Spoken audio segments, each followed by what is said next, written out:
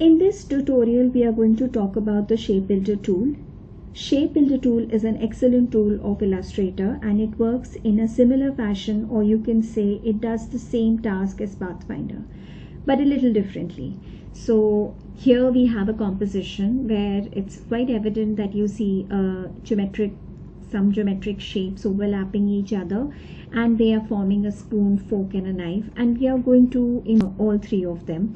So let's just go over to the shapebuilder tool. Now this is a shapebuilder tool, a larger circle and a smaller circle with an arrow sign, so that's there in the toolbar. So what we have to do is, first, with the black arrow key selected, what we need to do is just marquee select both the shapes. So we're going to start with the spoon, and I'm going to click on my shapebuilder tool.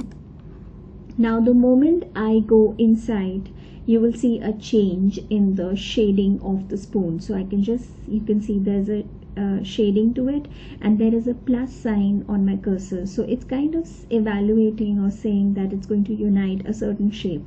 Now if I drag it down like this, so there you go.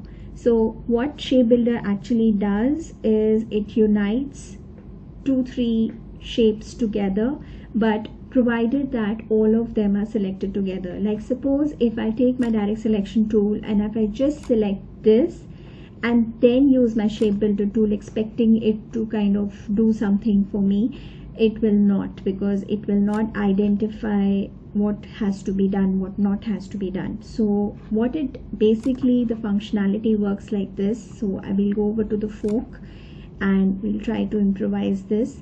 So I'm going to take the fork and I'm going to do the same thing, use the shapebuilder tool, and this time I will unite the spokes. So here we go, and I'll go down a bit to the handle. There you see it's kind of united this. So moment I click here, it kind of changes into a shaded area. So I can add this as well, this as well, and this as well. Now there's another thing that shapebuilder tool does is, with everything selected, let's suppose I don't want these 3 areas. So what I do is I click Alt or the Option key, I hold on to it, and I just drag it up like this. And again, you see my cursor is changing into a minus sign, so I just drag it up again and drag it up again. So there you go. So this is what shapebuilder tool does, and it works actually the same way but a little differently. Now here we have a knife, and what we can do to this, we can unite the shape, or we can't do much to this, so we just need to give a little curve. We'll give a little curve to the fork and knife as well. So first what we're going to do is we're going to select this, and I'm going to select my direct selection tool, shift select both these points, and I'm going to click on my scale tool and bring it a little in. So I'm going just dragging my cursor inside like this. Well, everything is happening, but I'm just going to do this again. Let's just try this again. We'll just select this and this, click on the scale tool and bring it in, just to give a little shape, and we're going to give a little curve here. So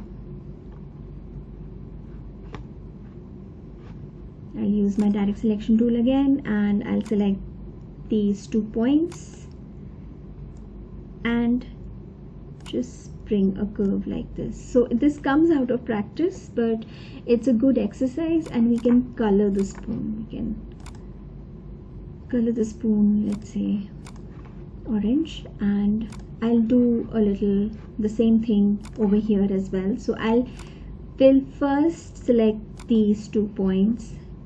First we're going to make a curve, so I'm just going to push it up a little bit, select this as well,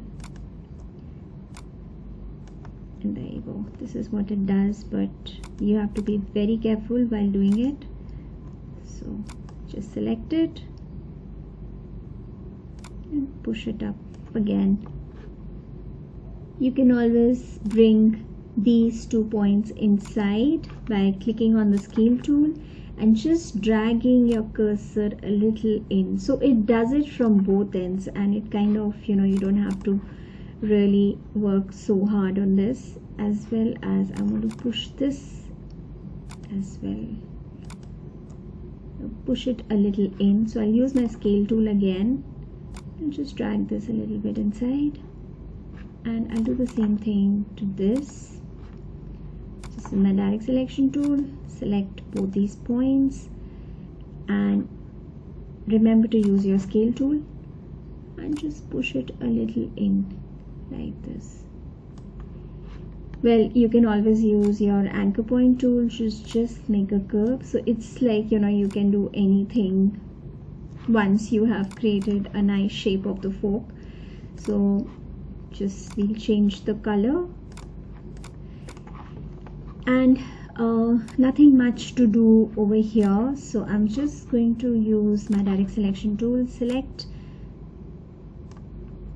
the middle portion, use my scale tool and drag it a little in like this, and then use this, go over here, and we can select both these. So remember, I'm doing it with my shift key selected, and I'm pushing it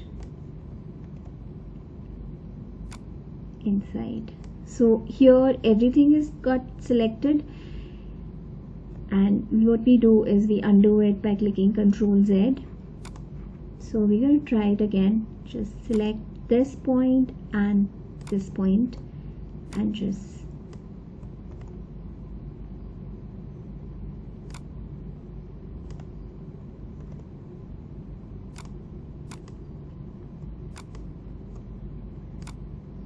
like this. So if I want, I can unite this with my shape builder tool. So I can just take my shape builder tool and just unite these two lines and give this a different color.